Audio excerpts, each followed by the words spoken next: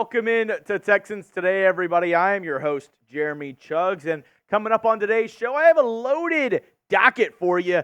2 free agents the Texans should consider after the NFL draft. If they don't get their guys, there's 2 guys who I think could still fit some holes for the Houston Texans after the NFL draft. I'll tell you who those 2 guys are. Also, the perfect fit for the Texans in the draft. ESPN dropped an article with a perfect fit for every single team outside the first round. Well, Texans don't have a first-round pick, but I'll tell you who they mentioned as a perfect fit for the Houston Texans. And had a fun little interview. Stroud talked with Kevin Hart. I'm going to break down some of the best parts of that interview in the cold as balls interview that Stroud has with Kevin Hart now on YouTube that you can go check out after this video.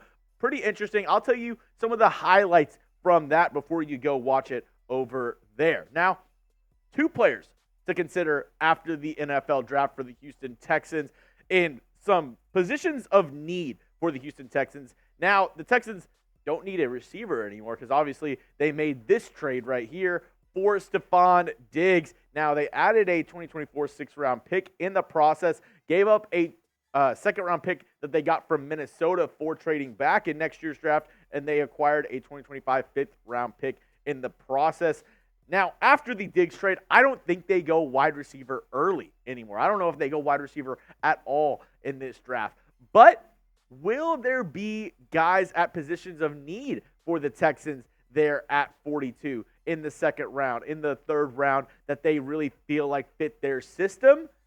I don't know. We'll have to see how the chips fall. But if they don't fall the Texans' way, I have 2 guys that the Texans should be interested in signing after the NFL draft. First up, he's been linked to the Texans multiple times this offseason, and that is Stephon Gilmore. He's getting up there in age, but last season for the Dallas Cowboys still looked phenomenal as a CB1 after Stefon Diggs went down. He's the best remaining CB in free agency, in my opinion. It's him and Xavier Howard, and it's not close. Texans, they should target cornerback in the draft, but if not, could they end up signing Gilmore instead? Last season with the Dallas Cowboys, Stephon Gilmore put up some pretty good stats. 68 tackles, 13 pass breakups, 2 interceptions for the former All-Pro. I think Stephon Gilmore could be a really good addition to this Texans team if they don't find somebody in the draft that they really love at the cornerback position. So this was going to be the part of the show when I tell you, the Texans could sign Isaiah Simmons after the draft. They have need a linebacker. They lost Cashman. They lost Perryman, 2 of their starters. Isaiah Simmons, he could fit right in. Not so fast, sweetheart. The New York Giants went ahead and re-signed the linebacker. So now the Texans won't have the opportunity to sign Isaiah Simmons after the NFL draft. This is the point of the show whenever I was going to tell you about that. And I'm going to ask you here in a quick sec whether or not linebacker or cornerback is a more important position. But just reminder, Isaiah Simmons can't sign with the Texans, just re-signed with the New York Giants. Hope you enjoy the rest of today's video. I talked about corner. I talked about linebacker. Defensive line, a lot of people still think is the biggest need for the Texans. Safety as well could be another big need. But between cornerback and linebacker, which one do you think is a bigger need? Do you trust in Jeff Okudah and CJ Henderson to fit in that other starting cornerback role? Let me know. What's the bigger need for the Texans on defense? Is it cornerback type CB? If it's linebacker type LB, down in the comments section. If a YouTube ad break plays, don't worry. It's all good. Just scroll down and let me know what's the bigger need for the Texans on defense. Now, ESPN dropped an article, and they said, who's a perfect fit for the Houston Texans in the 2023 NFL draft in the later rounds? And they gave us Maason Smith, defensive tackle from LSU. 27 tackles, 2.5 sacks this past season. And ESPN, this is what they had to say about Maason Smith and the Houston Texans. At defensive tackle, the Texans lost both starters from last season. Sheldon Rankins signed with the Bengals, and Malik Collins was traded to the 49ers. And that trade originally was supposed to involve Eric Armstead, but that aspect of the deal fell apart. They signed Denico Autry, who posted 11.5 sacks in 2023, but has unproven guys behind him. Smith is flying up boards thanks to his combine and pro day workouts, and he would be a perfect instant impact 3 technique for the Houston Texans. Smith, I think, would be a good get for the Texans in round 3. I don't know if I would really love for the Texans to get him with their first pick in the second round or even in round 2 in general, but if he's there in round 3, I would absolutely love the Texans to take a chance on Maason Smith. He's a big boy. 6'6", 315 pounds. He had 23 pressures this past season for the LSU Tigers, and I really do think, Texans defensive line, I think it's in a better spot than a lot of people think.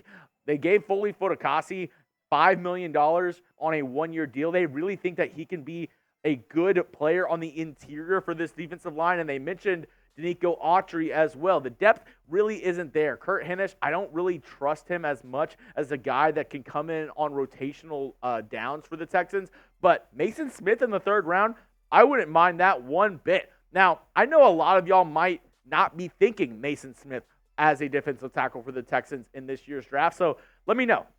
Name a defensive tackle you want the Texans to draft this year. I know a lot of people are going to say T'Vondre Sweat. Challenge yourself. If it's T'Vondre Sweat, give me T'Vondre Sweat and another name that you think the Texans could target this year in the 2024 NFL Draft. Coming up, Kevin Hart, he interviewed CJ Stroud in his series Cold as Balls, where he interviews players and celebrities in a cold tub. I'll break down the funniest, best moments from that interview and what CJ Stroud had to say, but I couldn't do today's show if it wasn't for our amazing sponsor, Game Time. They're giving you last-second tickets, lowest price guaranteed with the Game Time app. I mean, this is the go-to place for your ticketing needs. I've been using Game Time for a while, and it's my go-to ticketing app for sporting events, concerts, comedy shows. This year alone, I've been able to see Shane Gillis, Dave Chappelle, Drake, Adele, and I plan on going to multiple Astros games this year. Don't miss out on a once-in-a-lifetime experience by using Game Time to get you the best deals on last-second tickets. Buy tickets in seconds with just 2 taps. Game Time has deals on tickets right up to the start of the event and even an hour after it starts. It's the place to find last-minute seats. Download the Game Time app, create an account, and use code CHATSPORTS for $20 off your first purchase. Terms apply. Again, create an account and redeem code CHATSPORTS for $20 off. Download Game Time today. Last-minute tickets, lowest prices guaranteed. First thing I want to mention with the Kevin Hart interview with CJ Stroud was he asked him about his rookie year. I mean, obviously it went really well, and he asked him, when did you really start getting comfortable with the team? When did you know that you and this Texans organization had something cooking that nobody saw going into the 2023 NFL season? This is what CJ Stroud had to say. It was about week 4. We played the Steelers at home. First time with a packed crowd at home, and we went crazy. We scored 30 points on one of the top defenses in the NFL. And I mean, yeah, that was the moment where I was like, I can really play in this league, and I don't think anyone in this league can really mess with me. I mean, that game, what the Texans did to the Steelers, I completely agree. After that game, I was a Stroud believer. Now, don't get me wrong. I thought Stroud was a good pick. I thought he was the right pick at number 2. I really thought that he could play well for the Texans. Now, did I think he was going to play as well as he did? No, I don't think anybody did.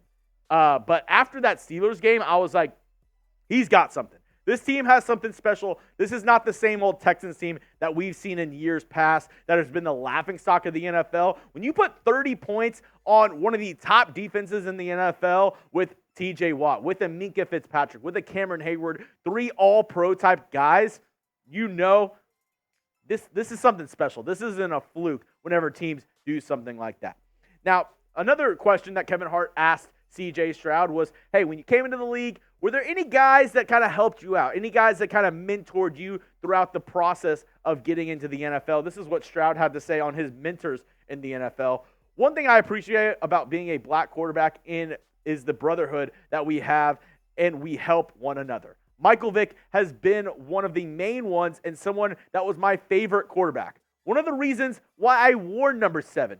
Cam Newton reached out, and so did Jalen Hurts, Patrick Mahomes, and Justin Fields, who I was teammates with at Ohio State.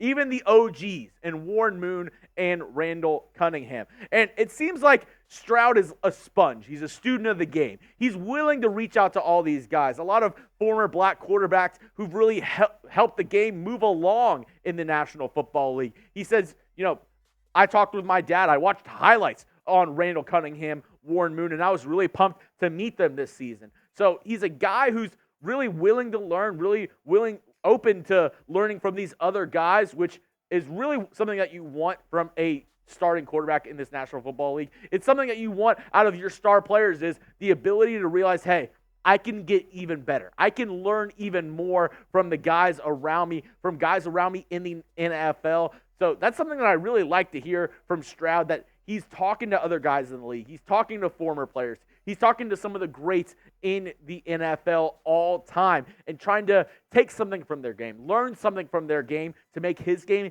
that much better. And this might be my favorite part of the interview. Kevin Hart asked him, what are your goals? What are your goals in football? What are your goals as the Houston Texans quarterback? He says, I want to be a Hall of Famer. I said that when I was 9 years old, and I still have that level of focus and dedication to this day. And this was in reference to him talking about being in the Snoop Dogg Youth Football League, but this is the exact mentality you want out of your QB1, out of your guy, CJ Stroud. Yeah, this guy is an absolute menace. He is somebody who is going to be dedicated, focused on getting this Texans team to the promised land. A Texans team that has never made a Super Bowl in franchise history. One of, I think, 4 teams to never make a Super Bowl in franchise history. And I'm telling you, the statues are going to be erected. There's going to be streets named after him. There's going to be a town named after him. There's going to be everything if Stroud can bring a Super Bowl to the city of Houston. He will be a H-Town legend. Put his jersey up in the rafters already. I mean, if he's able to bring a Super Bowl to the Houston Texans, dude is going to be legend, wait for it, dairy in the city of Houston. And I can't wait for it, because everything that he's saying, everything that he's said this offseason leads me to believe Stroud's not going to have a sophomore slump. He's going to come back better and even more prepared for next year. And the Texans, they're doing everything they can to build a Super Bowl winning team around CJ Stroud. They traded for Stefon Diggs. They were in on signing Saquon Barkley. When that didn't work out, they went ahead and traded for Joe Mixon.